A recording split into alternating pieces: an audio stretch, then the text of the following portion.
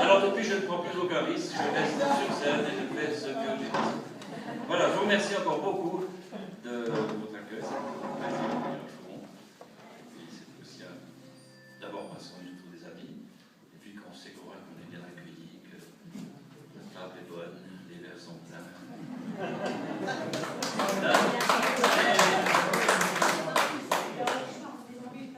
Pardon? Ils sont vides à cette heure-ci. Mais 5 minutes, j'ai fini, alors oui.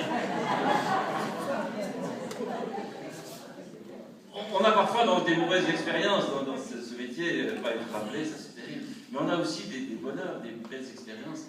Notamment, vous avez peut-être remarqué que du point de vue du jeu de scène et de la chorégraphie, je suis assez...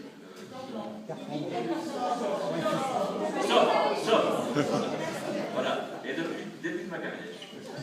Et à ce propos, le plus beau compliment qui m'ait jamais été fait dans ma vie, c'est un soir à Barjac. Barjac, c'est une ville dans la gare, où il y a un magnifique festival de chansons, on trouve les copains de Chaumont. Et là, ce soir-là, on chantait des chansons de François Béranger, et on bougeait un petit peu sur scène, on était 3 chanteurs, une chanteuse, des musiciens, etc. Et à la fin du spectacle, on est sortis dans les coulisses, puis il y a des copains qui sont venus nous dire bonjour, nous féliciter, nous embrasser. Et là, il y avait, dans les gradins, qui est venu tout de suite dans les coulisses, il y avait Anne Sylvestre, qui nous embrassait, bien sûr, et puis qui m'a fait, moi, personnellement, le plus beau compliment qu'on m'ait jamais fait au cours de ma carrière. Elle m'a dit, Bubu, tu danses comme une fondue.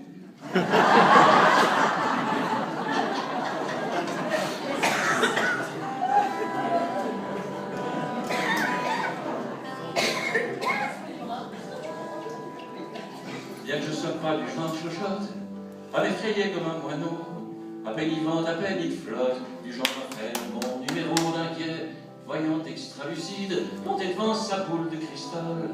Y avoir les ténèbres, les vides, aïe tout s'écroule, tout va mal. J'avoue pas ces temps exaltants, ces débuts de millénaires embrumés, je sais, disons, pas franchement, dans l'optimisme forcené, bêtement, venu de main qui se prépare, et le pauvre monde comme il va.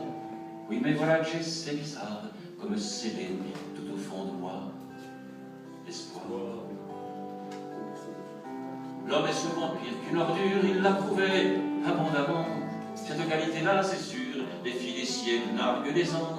Et c'est pas le progrès, pas la bourse, tout ce qui illumine nos aujourd'hui, qui va venir freiner dans sa course l'universelle connerie. Allez demander rien que pour voir à Tchénine ou en Haïti, comment va le vent de l'histoire. Allez faire un tour à Grozny, ouais, c'est l'horreur et le foutoir, la terre qui saigne un peu partout. Mais j'ai beau le voir et le savoir, je garde envers et contre tout l'espoir. Et pas besoin d'aller à perpète pour frissonner, monter les tours. Suffit de regarder sous nos fenêtres nos pays débordant d'amour, où les riches sur leur tas d'or rigolent et gouvernent en sous-main, où les pauvres travailleront plus fort et plus longtemps pour gagner moins, où le bonheur c'est chacun pour soi, tant y est parmi à bien plus tard. Franchement, pour en arriver là, tout être nul ou le vouloir, où dans les salons du profit flotte une certaine odeur de merde, où tout est fait pour qu'on l'oublie, tout est fait pour qu'on le perde. L'espoir d'abord, c'est dire non à ceux devant qui on s'incline, c'est toujours relever le front quand les autres courbent les chines. L'espoir, c'est prendre la parole sans demander la permission, et c'est chanter la carmagnole sous les balcons du roi Pognon. C'est cracher au nez les crétins, ceux qui prétendent inéluctables, le ventre tordu par la faim. C'est cogner du poing sur la table, c'est montrer son cul aux sinistres qui possèdent les continents, c'est dire leur fait à leur ministre, qu'ils soient la prince ou président. L'espoir, c'est le respect toujours de tout ce qui palpite et vit. Ça vient de loin des anciens jours de la mine et du pain rassis. L'espoir, c'est l'évidence belle que l'on sera 1000 et 100 000 sans peur aucune debout, rebelle, et que ça n'est pas si utile. L'espoir, c'est plus fort que la mort, la fleur qui perce le goudron, le soleil qui reviendra encore sur les fûts rouillés des canons. C'est cette flamme qui vacille, ce feu que je tiens dans ma main, fragile et fort comme ma vie. C'est tout ce qui me fait